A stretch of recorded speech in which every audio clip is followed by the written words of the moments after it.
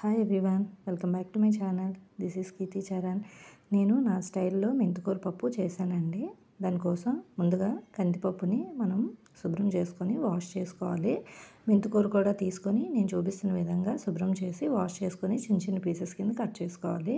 తర్వాత పచ్చిమిరపకాయ ముక్కలు, తర్వాత టమాటో పీసెస్ కూడా ఒక 3 టమాటోస్ తీసుకొని ముక్కల కింద కట్ చేసుకోవాలి. ఇప్పుడు శుభ్రం చేసుకున్న కందిపప్పులో మనం మెంతికూర, తర్వాత పచ్చిమిరపకాయలు, టమాటాలు వేసుకోవాలి.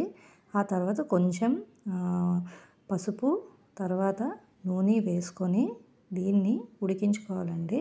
దానికోసం మనం స్టవ్ మీద కుక్కర్ పెట్టుకొని ఒక 3-4 విజిల్స్ వచ్చేంత వరకు పప్పుని ఉడికించుకోవాలి.